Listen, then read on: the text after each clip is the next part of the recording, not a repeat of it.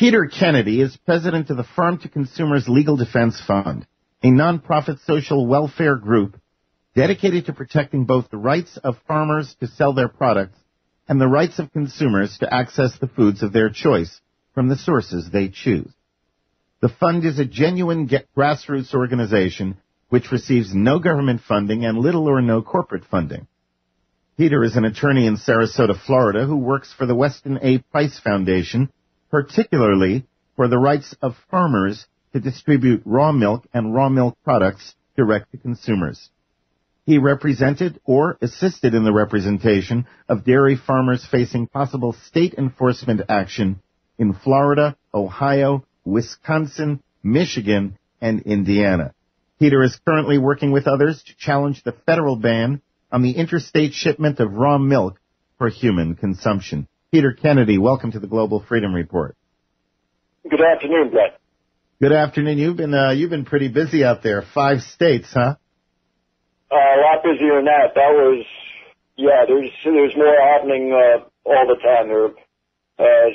Sometimes these states get settled and there's peace and the food rights area. Other times they just start right up. It's like a hodgepodge.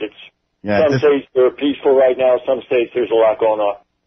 How long has Farm to Consumers Legal Defense Fund existed, and why was it established in the first place? I mean, what precipitated starting this group? Okay, it was mainly started by Sally Fallon, the president of Weston Price. Earlier part of the last decade, there were a number of these raw enforcement actions against raw milk producers, and just what she noticed and others noticed was that these state and federal agencies were pushing these small farmers around, and the small farmers really didn't have a voice to protect them. And we formed mainly to level the playing field, so just the state and federal bureaucrats wouldn't be able to bully them around like they had been doing. Well, we certainly need an organization like yours, that's for sure. I'm curious, your website says that your organization received little or no funding from corporate interests. What does that mean, little or no? Isn't it either or? Well, if we get any corporate funding, I'm not aware of it. We obviously get no funding from the government. When we go to court, we're usually suing a government or being a defendant against a government action. We're mainly rely on membership dues from our farmer and consumer members, small donations from individuals, and we do have a sister 501c3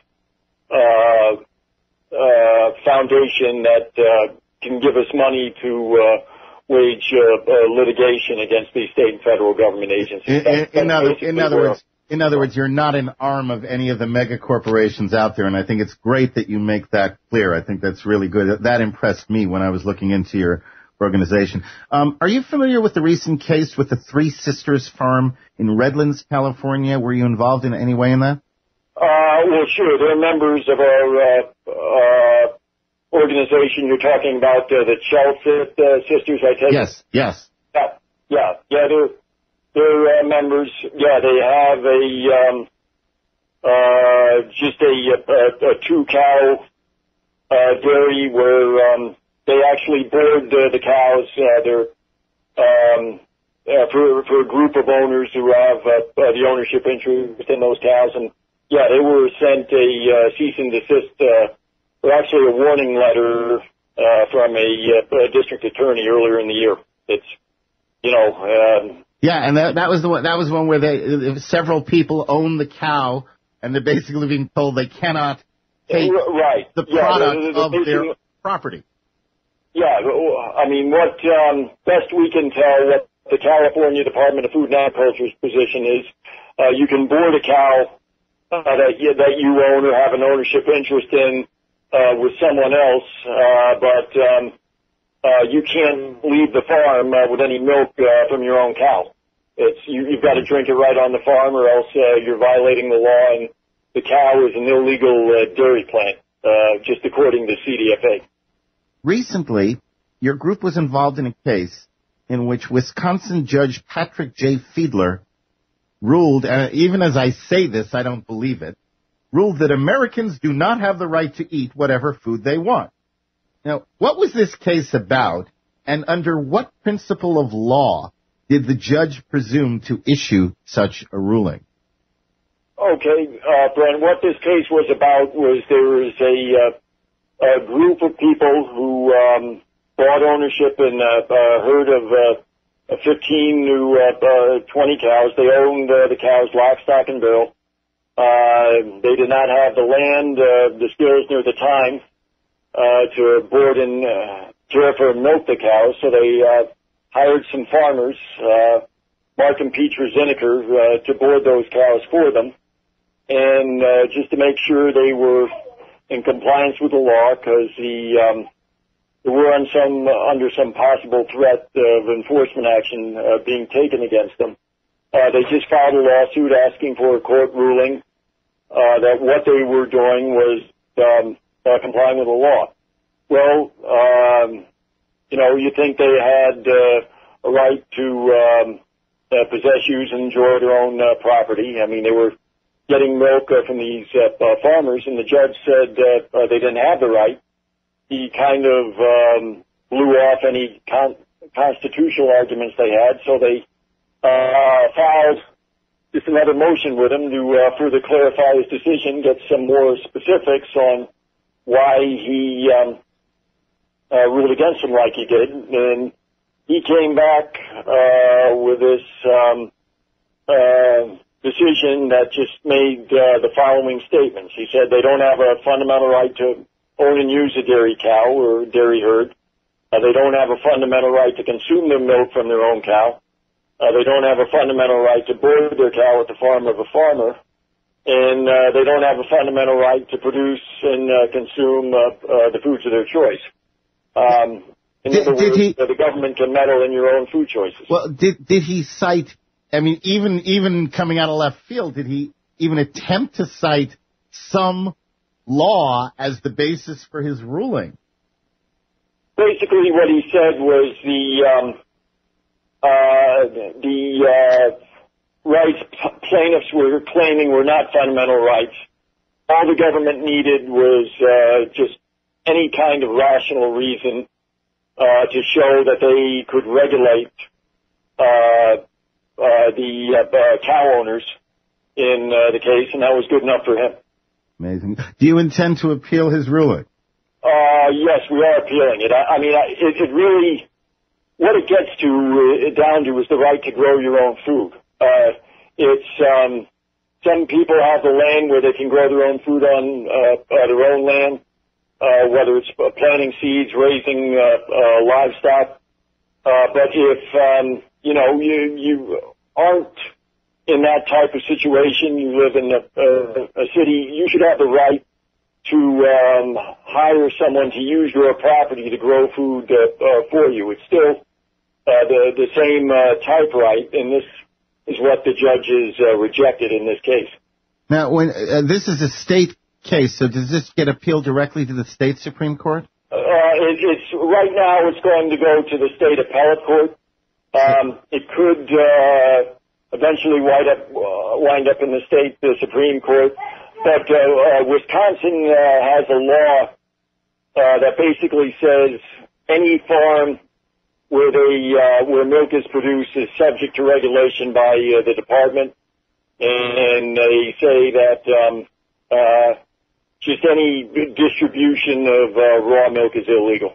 So these people are being denied the use of their own property. Their own property. Yeah, their own property, exactly. Now, assuming this goes through the judicial rigmarole in Wisconsin and the ruling's allowed to stand, do you have a federal option at any point, or is that the end of it? Well, from Wisconsin, I suppose you could try and appeal to the U.S. Supreme Court. I mean, as there's another case we do have going on right now in the federal courts. We've sued FDA to challenge a federal ban on raw milk for human consumption being an interstate commerce. There are some states where the sale of raw milk is illegal, and people in those states have no access unless they cross state lines to go to a state where it is legal. So we presently have that going right now, and actually in that case, FDA has made some statements similar to the judge. I mean, we filed a complaint about a year and a half ago, and their response to our complaint, FDA said such things as there is no absolute right to consume or feed children any particular food. They said there is no fundamental right to your own physical or bodily health, and there is no fundamental right to freedom of contract. So, the kind of people who issue such opinions, you should all you listeners, you should beware. That's basically evil. You don't have the right to anything fundamental to your own life, food and health and things like that. People who come up with that. Okay, if this ruling from Wisconsin, from Fiedler, is allowed to stand, you go through the appeals, and the appeals are denied, or the appeals can affirm the ruling of the lower courts. Does it forebode governments, not just Wisconsin, but elsewhere, governments coming up with growing lists of foods that citizens cannot eat? First it's raw milk. Well, now let's move on into cheese. Well, from cheese, let's go on to something else. Well, if the principle applies here, it should apply there. Are we suddenly going to look at literally a menu of prohibited foods coming out of government?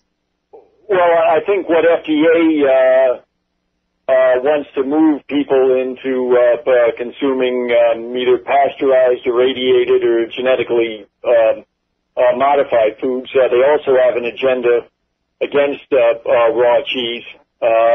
The past year, they've shut down a couple of raw cheese makers, one of which won multiple awards, both domestically and internationally. The other one had been in business for 30 years without a complaint. So the main things we think FDA has on their agenda right now are just raw milk, raw cheese, and supplements. If they had their way, all of those would be off the market. Now, does Judge Fiedler's ruling have any implications in other states? Potential. Right now, it's just on the trial level. Usually, a trial level opinion isn't cited so much on other states, but if it does go through the appellate process or get to the state court and that ruling stands, there is a chance it could be brought up in other states as well. In your opinion, if government can dictate what foods you can and cannot eat, doesn't that open the door for corporate special interests to buy their way onto the right lists of what you can eat and off the wrong lists of prohibited foods? At that point, isn't it about money and political influence? Well, that's already happening. Just this earlier in the year, this FDA Food Safety Modernization Act was signed into law, and it gives FDA a much greater jurisdiction over intra-state commerce than it now has, and it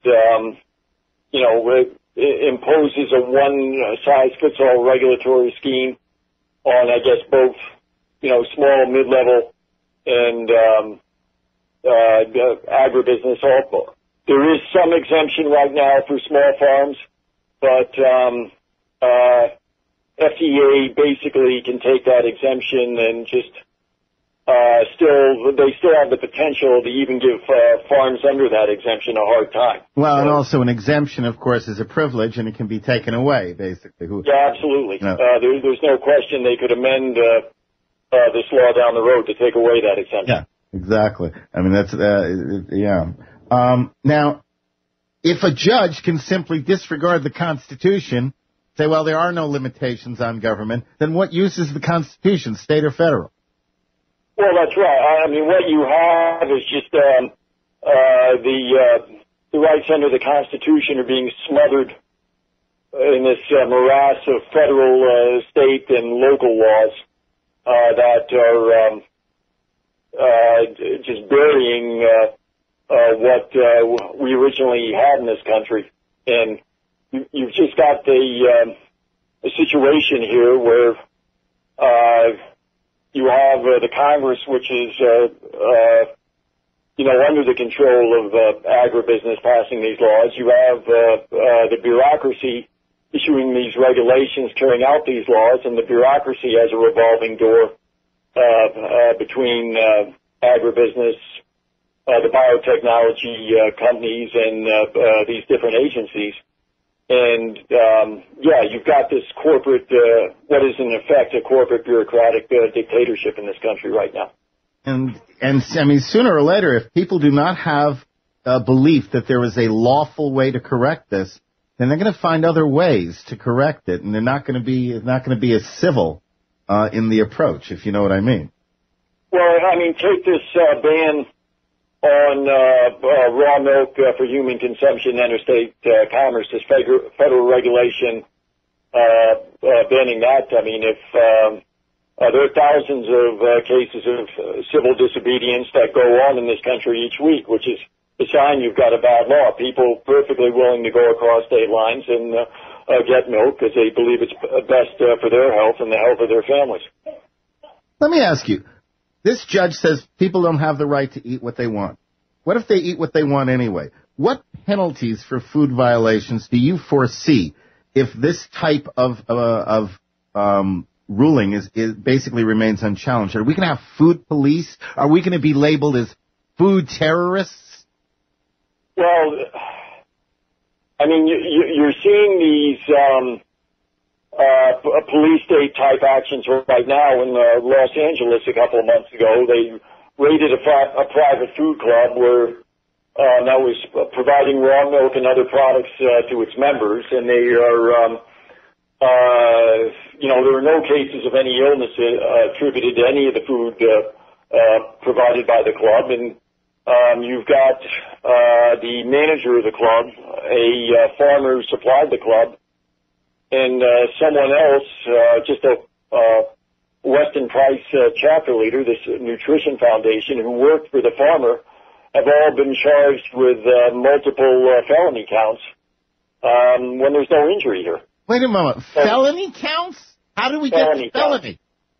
And especially this assistant to the farmer, all she basically did was take orders, disseminate information for the farmer, and she's facing 3 felony counts right now. But how can they do that? I mean, my understanding is they can't just sit there and say, okay, we're going to make this a felony just because we want to. I mean, the people have no idea the scope and the extent of some of these criminal laws in the country right now.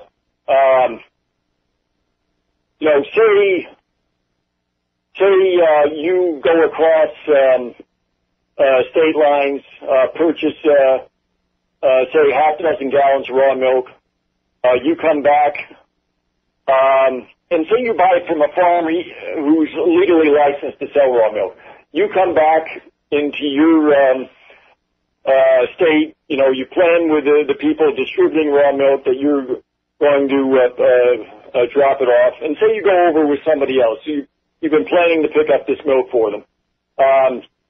They can charge you under this federal regulation for causing raw milk to be delivered in interstate commerce.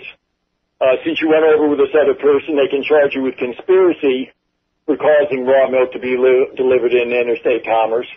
If you distribute the milk, say to 5 different people, there's another federal violation for distributing raw milk after it travels in interstate commerce, and you can be charged with 5 counts. So that's 5 counts there for violating that law, and 5 additional counts of violating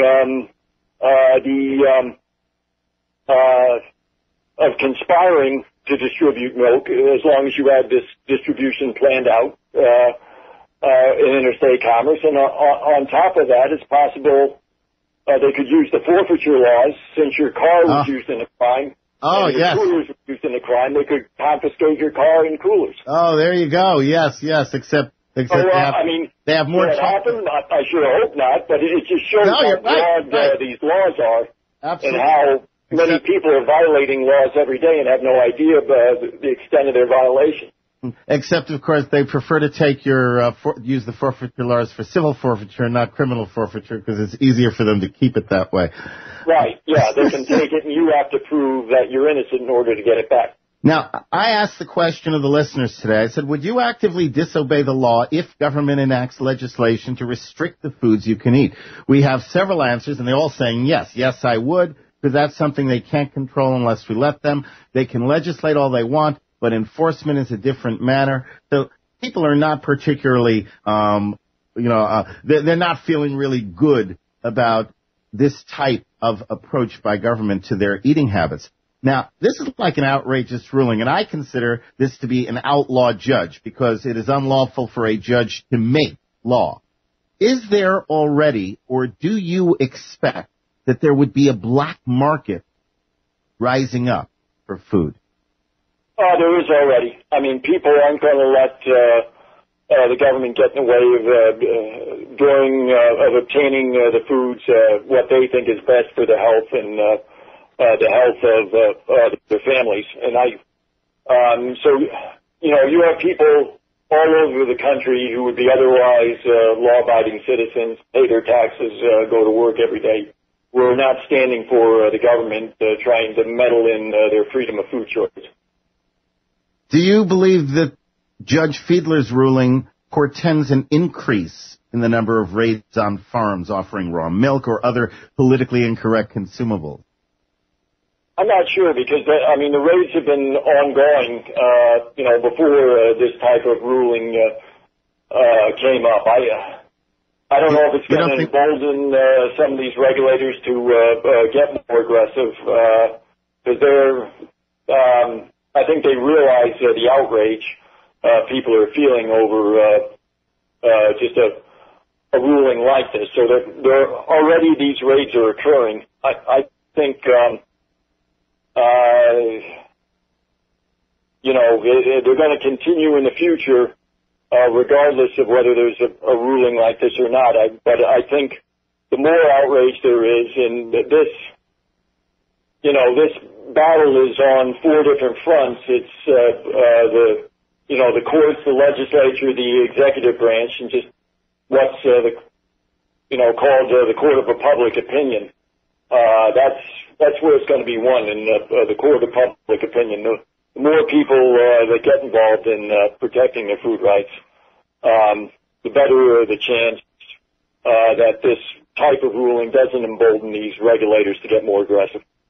Good point. From Lucas Rose in the chat room, at first the big chains would all comply and the smaller stores would be shut down by the feds within a month. The black market would be too expensive in the beginning for most people. Is that really true? I mean, do you think that those free market principles would apply to the black market in a case of food?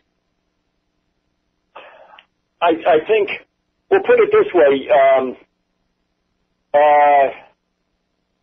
people are basically opting out of the government-sanctioned food system here.